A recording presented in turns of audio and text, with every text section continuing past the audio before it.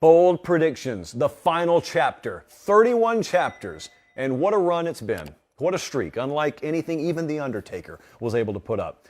Let's go to the Pac-12. Someone's going to make the playoff out there, according to Ian, and it's not Utah. A Pac-12 team makes the playoff, not named Utah. There are 3 candidates, max, in this conversation. USC, UCLA, and Oregon. If it's not going to be Utah, and this conference is going to spit a playoff team at us, it's got to be either Southern Cal or Oregon or UCLA. This one involves a couple of things. It obviously involves whoever makes it beating Utah, I would imagine.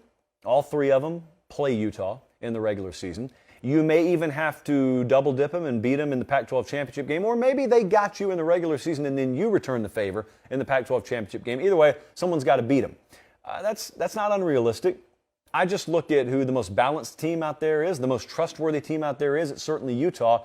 Therefore, I'm calling this a 9, because also think about what we're talking about. Even if you include Utah, we're talking about the Pac-12 giving us a playoff team, and that hasn't happened in quite a few years. I believe Washington was the last one. So regardless of who it would be, it's lofty. If you take Utah out of the mix, it's even more lofty. So I'm going to put that one at a 9. Next up, we're going to the SEC East. This was a very popular prediction, really throughout the entirety of us doing this. Jack McGuire, who co-hosts Unnecessary Roughness with Casey, with Katie. Casey's fine. We don't even acknowledge anyone else on that show. So Jack said Tennessee's going to win the SEC East. Okay. I asked him if he'd bet money on it. He said he has.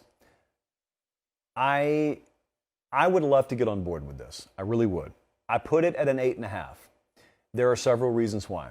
The first is this could be an any given Saturday team. We've got the Every Given Saturday tour coming up this fall. Tennessee could very well be an any given Saturday team, meaning they possess the right ingredients to any given Saturday cattle prod you to the neck. The problem may be defensively, they do not have the ability to be consistent enough to do what you have to do to win the East, which is bring it every week. And so, outside of some clunkers showing up on their schedule, you may be right. I just don't think they're clunker-proof. Vegas put the over-under win total at 8 right now. They have an early season test at Pitt, which is not a conference game, but Pitt is going to be a really good test for them. And then they got Florida in week 4, and that's really when conference play starts.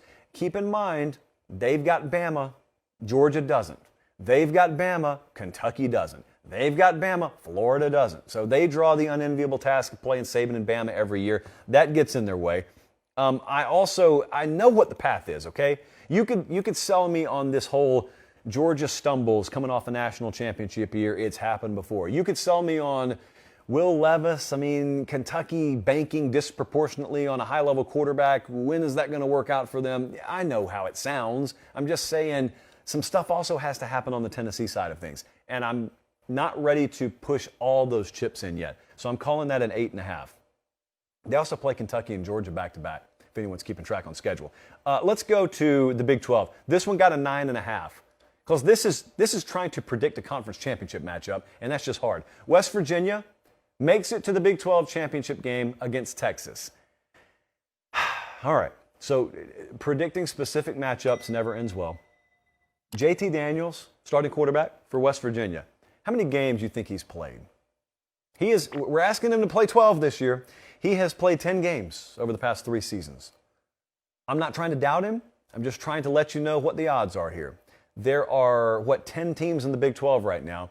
West Virginia has the 8th best odds to win the conference. Now, we're talking about making the Big 12 championship game.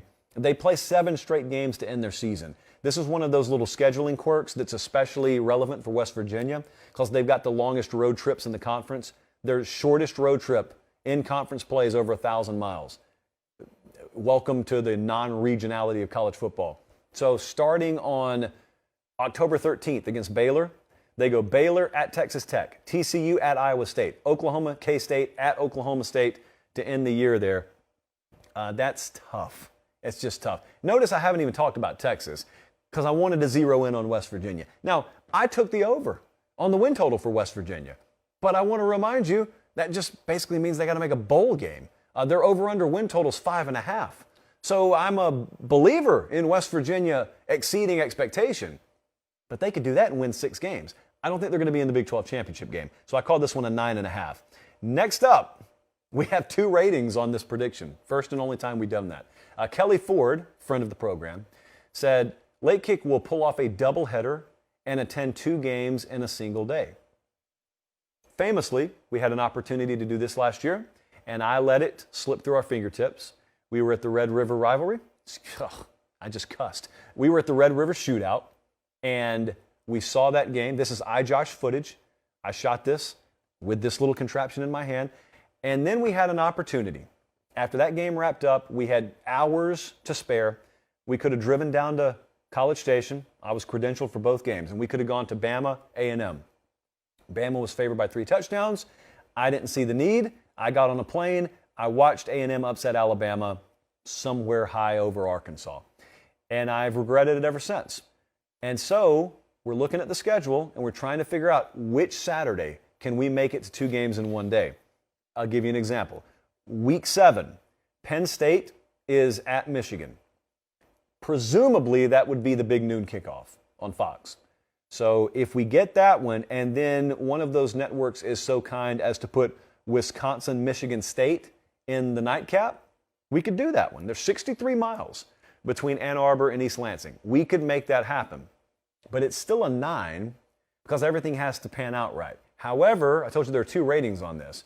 This rating goes from a 9 to like a 1 if someone with access to private aviation steps up and helps us out. At Wheels Up, at NetJets, at just some random viewer who happens to have private aviation at their disposal. You guys, you want to spare a seat on those planes, we'll be more than happy to take you up on it. And then it wouldn't be bold at all. We could easily make it happen. I may be able to pull a string or 2 and get you into a game if you're able to do that. Next up, Baylor.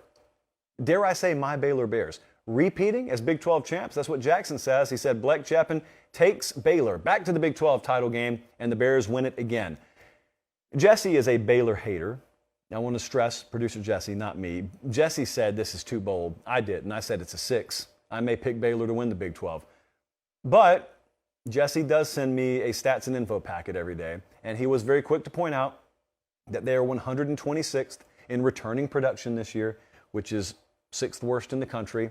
I told Jesse, they've got a model, they've got a formula, your stats are no good here. And he said, okay, well, you asked me to do that, so I did it. Thank you, Jesse. Their over-under win total is 8. It's a wide-open Big 12. Now, you could look at it one of 2 ways. You could look at it being a wide-open Big 12 and say, ooh, anyone can beat anyone. Yeah, I could also look at it and say that's exactly why I like Baylor this year.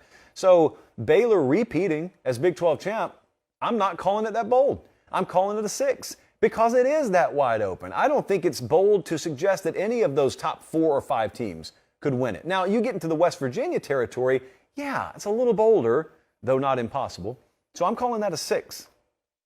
And with that, the curtain dropped on bold predictions.